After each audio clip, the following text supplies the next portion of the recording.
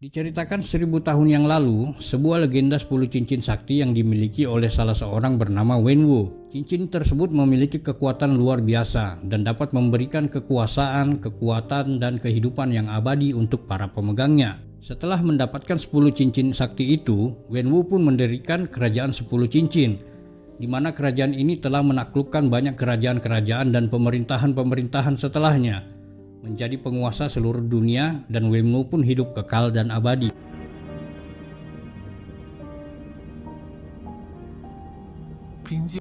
Hingga pada tahun 1996, Wenwu menemukan legenda desa Talo, di mana desa ini berasal di dimensi lain, merupakan tempat para dewa berguru. Wenwu pun berambisi memiliki desa itu.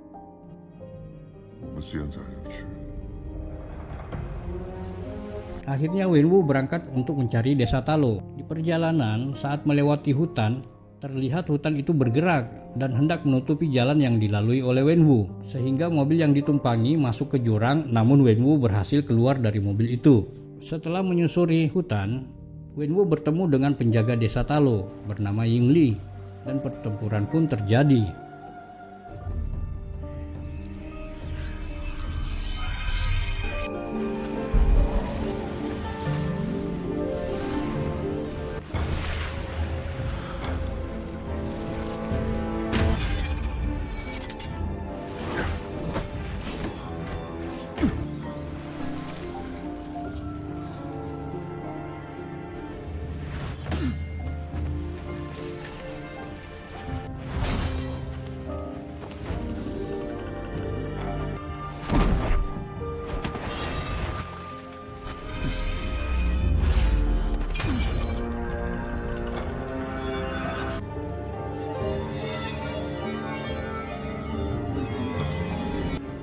Akhirnya Wenwu pun dapat dikalahkan oleh Yingli. Singkat cerita, ternyata Wenwu jatuh cinta dengan Yingli dan memutuskan untuk hidup bersama. Pernikahan mereka melahirkan 2 orang anak, Shangqi dan Xialing. Wenwu merasa tujuan hidupnya sudah terpenuhi, dan Wendy pun memutuskan untuk hidup normal bersama istrinya dengan tidak menggunakan 10 cincinnya lagi. Suatu hari saat Wenwu tidak berada di rumah, saat Yingli sedang mengajari Sang, kelompok Iron Gang datang menagih utang ke Wenwu.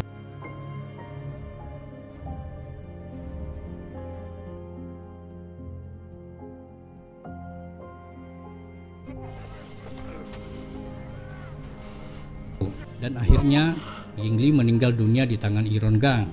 Setelah kematian Yingli, karakter Wenwu pun berubah.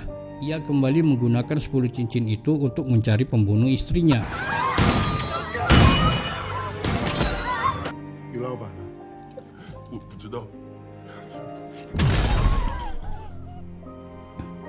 Ia kemudian mendidik Sang menjadi pembunuh kelas kakap sejak usia 7 tahun.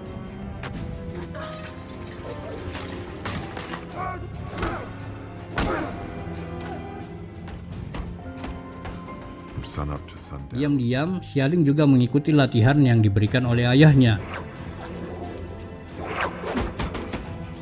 Pada saat usia Sang menginjak 14 tahun, ia diberi tugas untuk membunuh pemimpin Iron Gang yang membunuh ibunya. Namun setelah melaksanakan misi tersebut, Sang kabur dan memutuskan menjalani kehidupan baru dengan nama Shaun di San Francisco. Di San Francisco, Shaun tumbuh menjadi pemuda yang menguasai 4 bahasa. Namun dirinya hanya bekerja sebagai petugas valet di salah satu hotel bintang 5. Sejak tiba di San Francisco, ia bekerja bersama sahabatnya bernama Katie. Keduanya sangat menikmati kehidupan santai dan tanpa beban. Meski sahabat dan keluarga Katie kerap mendorong mereka untuk mencari pekerjaan yang lebih baik, namun mereka lebih gemar sebagai petugas valet dan karaoke. Hingga suatu hari, Sang mendapatkan sebuah kartu pos dari orang yang tidak dikenal dengan sebuah alamat di Macau dan bergambar origami yang pernah dibuat oleh ibunya ketika ia masih kecil. Ia menganggap kartu pos itu dari adiknya yang lama tidak berjumpa. Suatu hari, Sang dan Katie menaiki bus umum. Muncul seorang tak dikenal ingin merebut Liontin Sang yang merupakan warisan Yingli. Di tengah kondisi genting tersebut, Sang akhirnya terpaksa mengeluarkan kemampuan bela dirinya yang selama ini ia simpan rapat-rapat.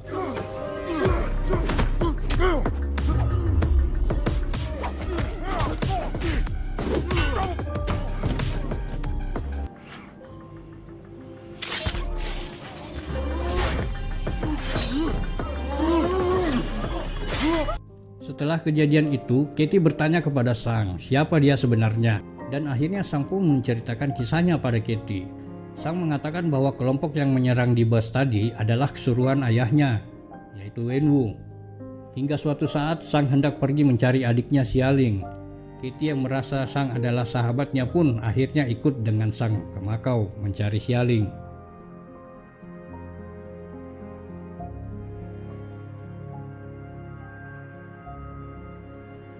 Setelah sampai di Makau, Sang terjebak dalam situasi di mana dirinya harus ikut dalam pertandingan di sana. Dan ternyata yang terjadi adalah ia melawan Xialing, adiknya sendiri.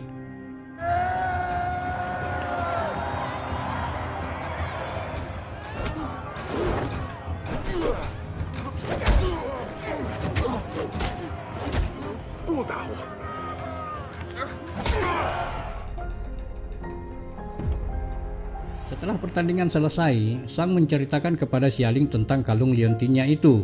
Tidak lama, kelompok yang menyerang Shanghai di bus itu muncul dan berusaha menangkap Sang.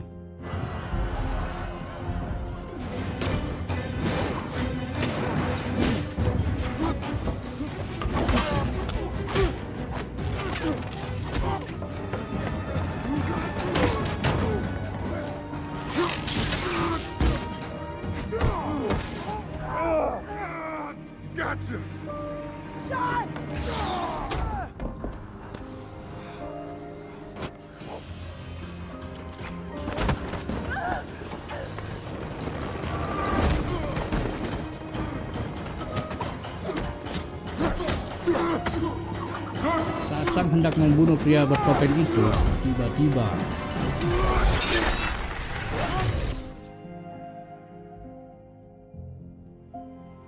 dan akhirnya Sang dan Xialing pun dibawa pulang oleh Wenwu. Sesampai di sana, semua pasukan 10 cincin menyambut kembalinya anak Wenwu. Take the girls to their room.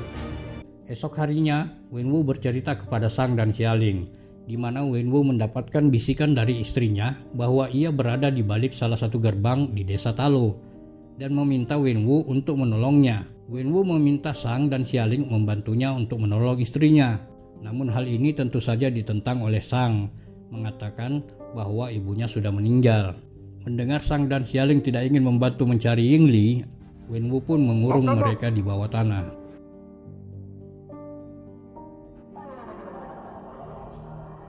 Di penjara bawah tanah, mereka bertemu dengan seorang aktor yang juga menjadi tawanan ayahnya bernama Trevor. Trevor memperkenalkan Morris kepada Sang, mengatakan bahwa Morris berasal dari desa Talo, tempat ibu Sang, dan Morris mengetahui jalan menuju ke gerbang desa Talo. Tiba-tiba saja Xialing menemukan jalan rahasia untuk bisa digunakan kabur dari sana. God damn it. Hold on.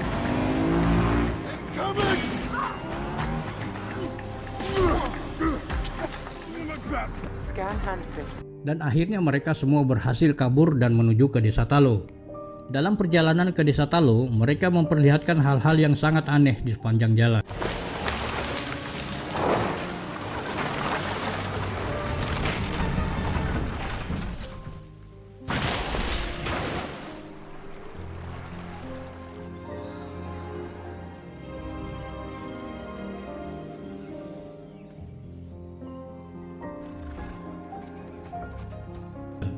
Dan akhirnya mereka pun sampai ke desa Talo.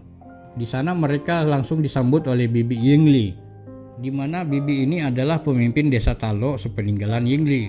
Di sana bibinya bercerita banyak kepada mereka. Sang dan Xialing pun diberikan baju yang sudah dibuat oleh Yingli sewaktu masih hidup. Sang mengatakan kepada bibinya tentang ayahnya yang akan datang untuk membuka gerbang seperti yang diceritakan ayahnya.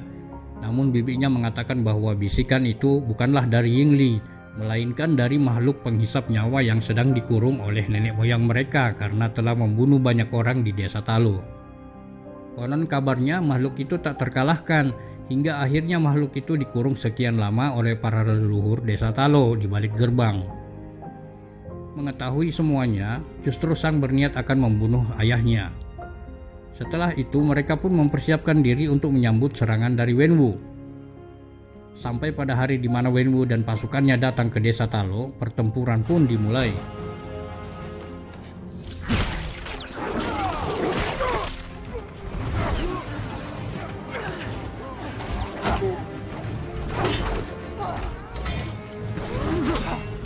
Setelah pertempuran, Sang langsung mengejar ayahnya yang sedang berada di makam ibunya, dan pertarungan pun terjadi.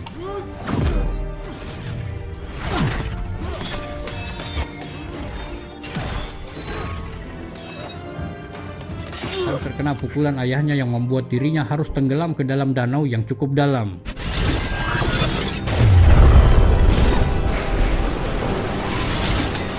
Kemudian Wenwu segera menuju ke gerbang itu dan mulai membuka gerbang itu dengan menggunakan kekuatan 10 cincin yang dimilikinya.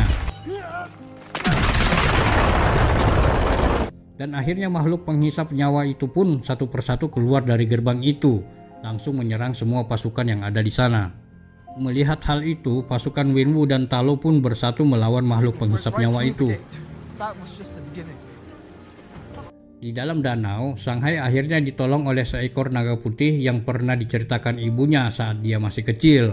Lalu Sang dan naga putih itu kembali ke permukaan dan Sang langsung menghadapi Wenwu.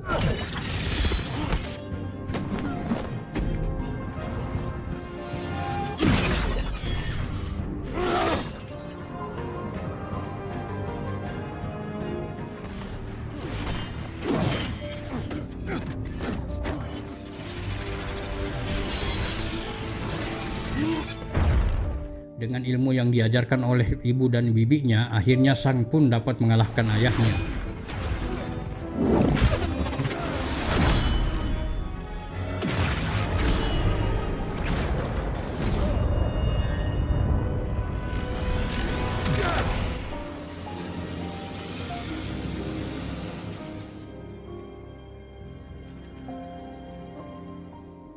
Tiba-tiba dari dalam gerbang itu, Raja Penghisap Nyawa akhirnya keluar dan langsung menyerang Wenwu. Sebelum tewas, Wenwu langsung mewariskan 10 cincin kepada Sang. Setelah mendapatkan 10 cincin dari ayahnya, tiba-tiba Xialing dan Naga Putih datang untuk bersama-sama melawan makhluk penghisap nyawa itu.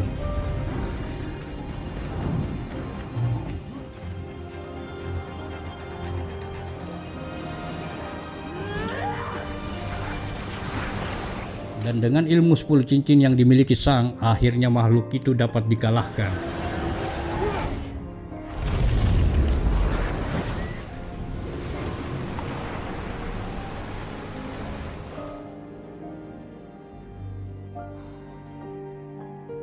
Di akhir film terlihat semua warga Talo mengadakan upacara pemakaman terhadap semua warga yang meninggal pada saat pertempuran, dan film pun berakhir.